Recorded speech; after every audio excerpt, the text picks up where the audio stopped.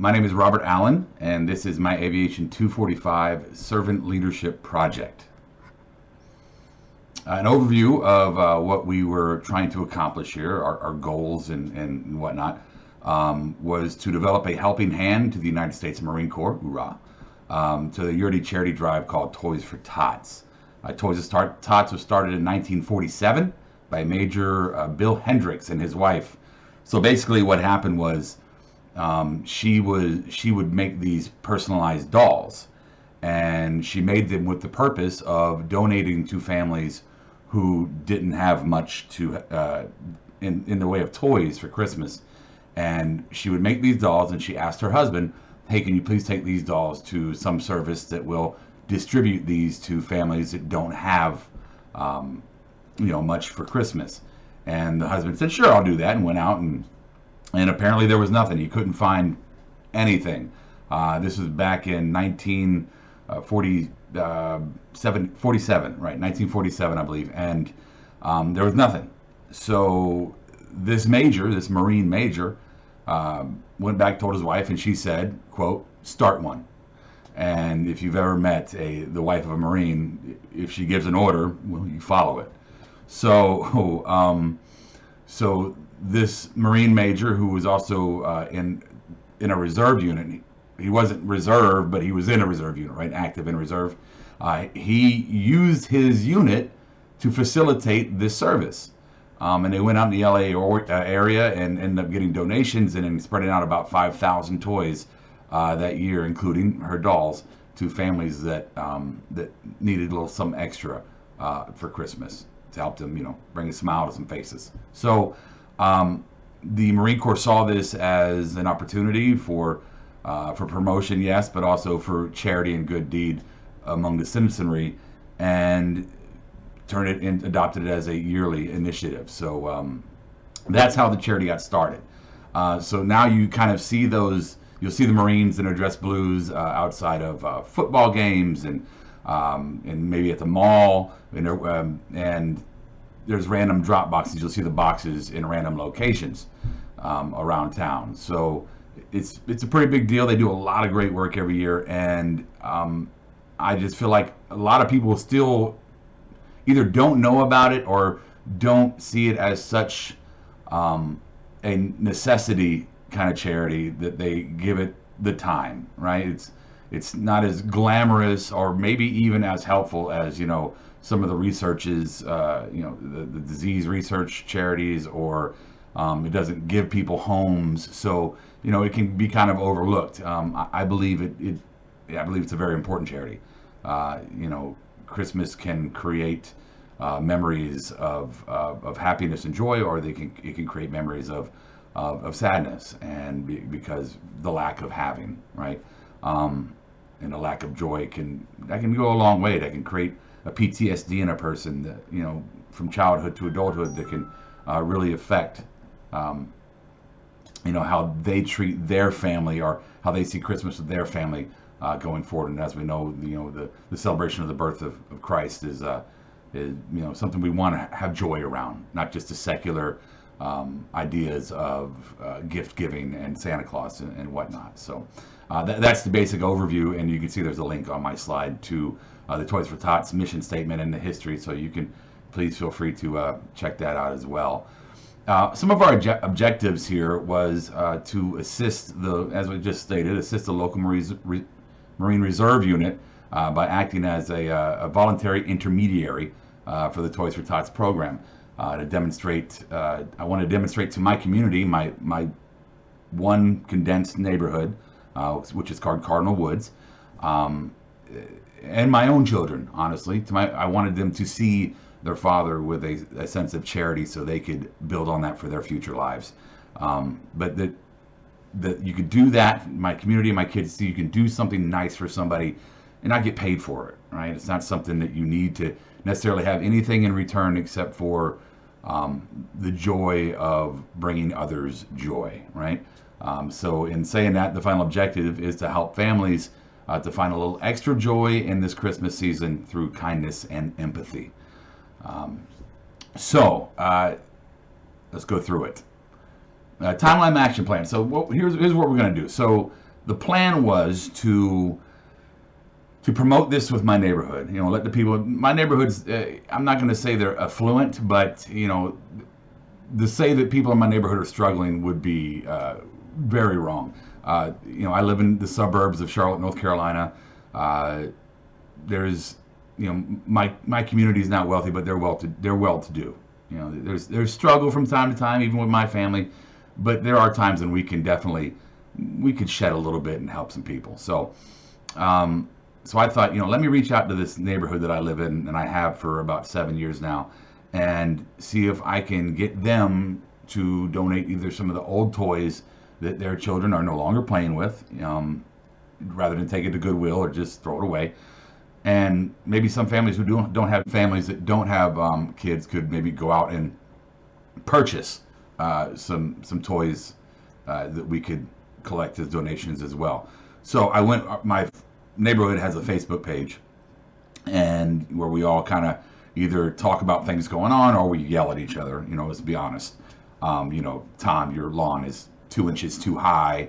The world is ending, kind of stuff. So I promoted on the Facebook page that, hey, on this day at this time, me and my crew, my team that I put together, we're going to, you know, canvass the neighborhood, and we'd like for you to leave your toys and whatever you can do for these kids. And I explained the nature of the donation and what the charity is. If you can leave them at your mailbox, and we'll just come by and swoop them up, leave them on your doorstep, and put a little note saying "Toys for Tots," so I don't take your, you know, your Amazon packages by accident, you know.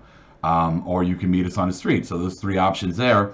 Just grab us as we're going by at this time on this day, and we will play the middleman. We will take these donations and take it to the local drop-off site to, you know, hey, bring some joy to some families. So that's the very simple plan that we put in place. So if you see here the timeline, 9 to 10 is when we're going to gather the team, do some last-minute instruction, which, you know, it's a very simple process. There wasn't much instruction to go through. You know, hey, you're going to look out on this side. You're going to look out on this side of the van.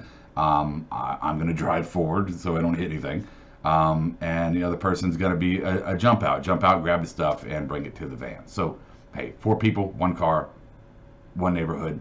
Let's do it, right? At 9:30, I provide a warning call on social media to my neighborhood, just after the many blasts that I put out there that, hey, here we come. We're coming 30 minutes. Get them out there. We're coming. I'm going to tape a USMC Marine Corps flag on the side of my van. I'll have my emergency flashers on so you know that it's me. Keep a lookout. At 10 o'clock, we'd start the canvassing. And, you know, I put 10 to 11. But, you know, just thinking, hey, I don't know what the volume's going to be here. You know, what percentage of houses are actually going to participate? You know, is this going to be a long, drawn-out process, take about an hour to get through the neighborhood? Or, you know, is it going to be, you know, some of the houses take 30 minutes? So we span an hour out, 10 to 11, to canvass the neighborhood and pick up donations. 11:05, get back, post a thank you video on the neighborhood Facebook page showing them what they have done, you know, to provide them with a little celebration of themselves for doing something good for someone, you know. And at 1300, 1 p.m. That day, to deliver the toys to the local reserve station drop site. So that was the timeline. The contingency plan, and as you can see at the bottom of the slide, spoiler alert, we needed it, was in case of rain, we would extend the drop-off time. And when I say drop-off time, I mean to the Toys for Tots drop location. Rather than doing it that day, like we had planned at 1 p.m., we would push that drop-off time to the next day. And that would provide any neighbors time to reach out directly to request us to pick them up, the donations, or they could drop them off at my home. So it gave a longer window of time, and they could provide me with their address or whatever, and say, hey, I'm at this house, come by, and I would run through the rain. I don't mind it. Run through the rain to their door, get it from them personally, and, you know, bring it to the car. So we did. We had a rain. We'll get there. Spoiler alert. So leadership strength application. This project, I felt, had many of the different strengths for leadership in it. Communication, and I communicated to my neighborhood, to my target here that, I need you. I need you to step up and to help me fulfill this task. So I communicated to them via our common social media link. I talked to neighbors on the streets as I walked my dog and with my kids. And I talked to the president of the HOA and, other different assets that I had there to use. The communication, big part of this process. Connectedness. Yeah, I mean, I'm trying to get my community to not only act as a single unit itself, right? To bring what might be a spattering of a few, like personally for my, there's my house, and I've got 3 or 4 neighbors that are directly linked to me, right next to me, and we all interact very well with each other. We hang out with each other. We meet on the street. We, have parties at night. Play board games. So, but that's a kind of a 4-house circle, and I figure there's lots of those in the neighborhood. So I was trying to connect the rest of my neighborhood with all these little mini neighborhoods, if you will, and then make them feel connected to the broader community at large to help these children to be able to give something of themselves, to sacrifice something of themselves to help others in our larger community, family of humans. So, and then empathy, again, you have to convince some people that this is something worth doing, that a child not receiving something on Christmas can be damaging. It's it can be harmful to that child and their whole extension of their life. It could make a difference. One toy for one child can matter, right? So,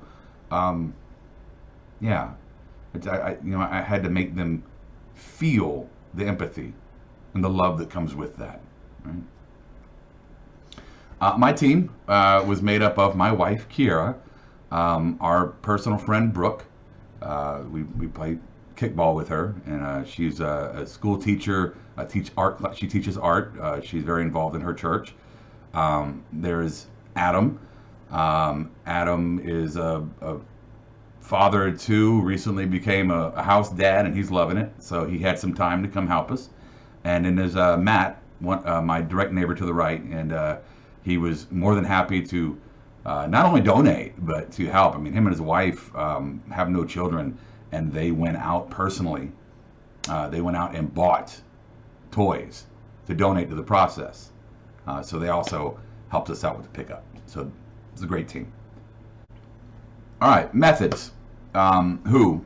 Rob, Matt, Brooke, Kara, Cardinal Woods Community, Toys for Tots, those who need it, right?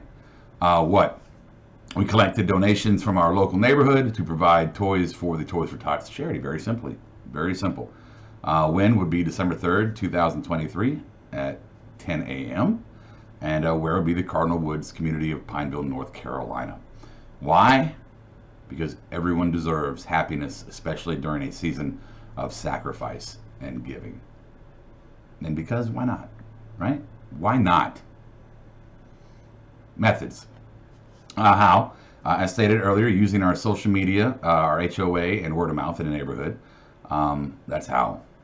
And did the plan change? As I said, yes, rain was expected around noon on that day, on the day of implementation. Did the plan change? Yes, rain was expected around noon on the day, but it started at the exact minute at 9:59 a.m. the rain started coming down.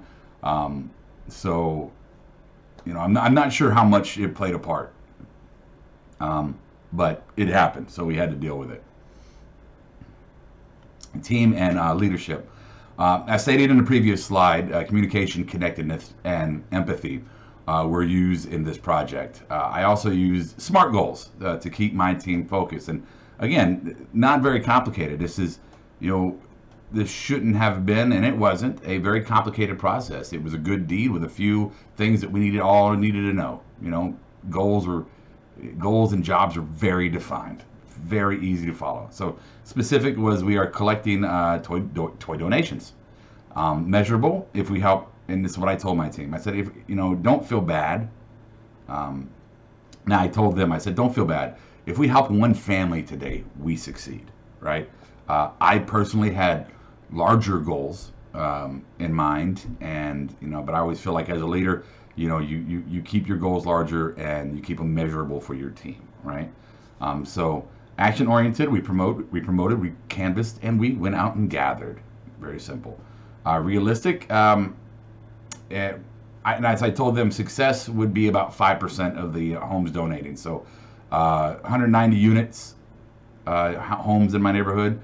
So about roughly 9.5, 10 houses. If we get 10 houses to donate, I felt like that was going to be a realistic goal, right? Not the end of the world if we don't achieve it. Because as I said, measurable, if we help one family, we succeed. But let's set a goal, 10%. And of course, if we don't meet our goal, there's always next year. And we learn from our mistakes and we move forward. But we'll get there, obviously, later in the slide. Timeline was set, backup plans in place, and roles were defined. Right. Some statements and or quotes from this initiative. As you can see, my daughter, Mary, wow, Daddy, I didn't think charity work could be so easy. Can we do it every year and go bigger? Pressure, yes. Pride, that too. So, it was nice to hear. Bill, President of the HOA, this was a thoughtful thing you were doing. Thanks for helping bring a sense of community to our neighborhood. My pleasure. Absolutely. Nothing in return. Kara, my wife and team member, you did a good thing this morning, babe. I think you've earned some sushi tonight. Well, I did say nothing in return, but, I'll take it. I'll take it. Adam, team member, I was a little grumpy when you got me up on Saturday, but it actually felt good to help. So, it's, hearts and minds, right? So, good for him. And you see some quotes there from the Facebook page, some of the neighbors in our neighborhood, thanking us for what we did. So that was I like that. It was good. It's good. Reflection. So what would I change if I could do this again? I think I would go bigger, or at least let the word spread in real time. By that I mean I would run this on 3 consecutive weekends. With more of the neighbors involved. So maybe reach into those bubbles of homes and a little bit more personally.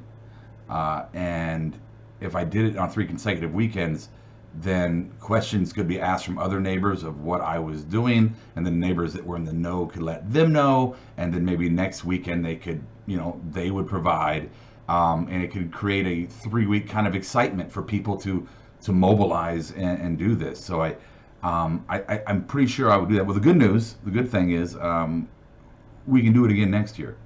We don't need a university project to do this. This is something we can do on a regular. So I think we're going to do it, and I think we're going to go with we're going to learn from some of the mistakes or things we could have done better, I should say,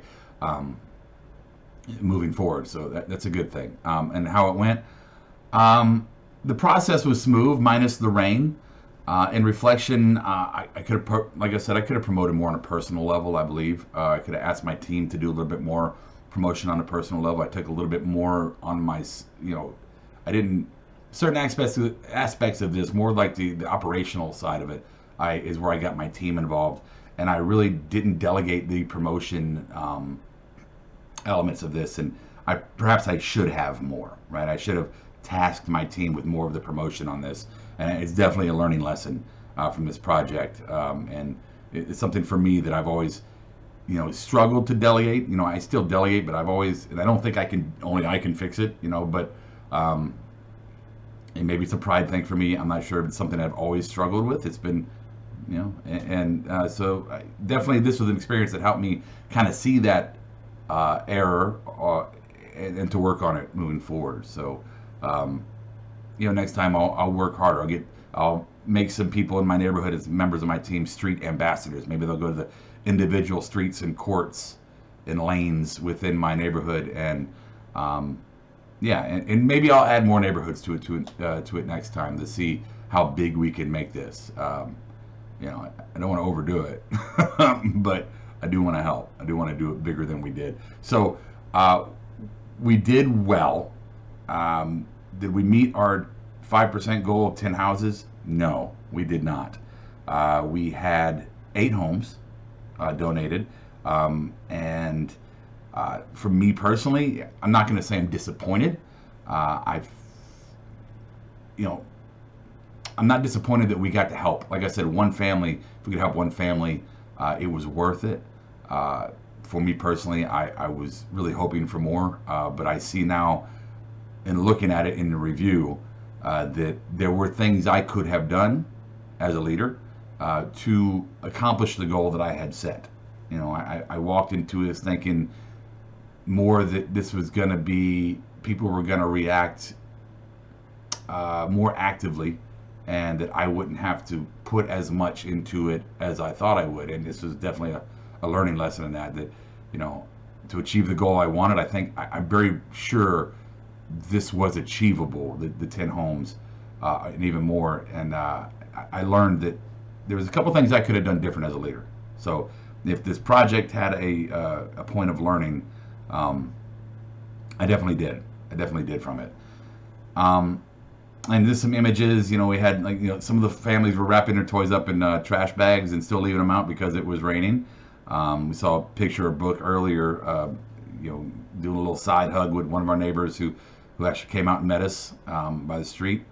As you can see there, our toys collected in the back of the van, and then those final 2 pictures are a picture of myself and the one second to last. That's Miss Dana, and Dana is the representative of the Pineville Retirement and Rehabilitation Community, where that is the local Toys for Tots drop site.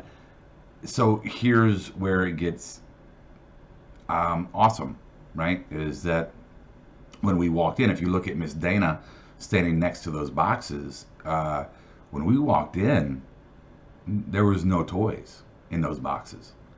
And so, you know, where I may not have been as excited that we didn't meet the goals I wanted to fill my van up from, you know, front to back, top to bottom, and we didn't do that. When I saw that those boxes were empty, and that we filled them up, and she told us that they haven't had many people come to donate this year, that made it a little bit more worth it for me. That was pretty awesome. So yeah, I'm proud of what we did, and I'm excited about it, and I've learned some things from this, and I can't wait to do it again, honestly. So if leadership is, if one of the elements of leadership is learning, which we learned in our previous module, that leaders never stop learning, I definitely learned from this experience, and not just anecdotally or, you know, from a textbook. I mean, I learned a life lesson. This is something where the learning comes and it hits you personally, you know, right in the heart. So I think this is a great project, and I'm really happy that I did it. I was kind of at first like, oh God, all right, oh, here we go. But I learned a lot from this, and I enjoyed it, and I want to do it better. I want to do it again. I want to do it better. So, thank you for taking the time to listen to my project, and Merry Christmas.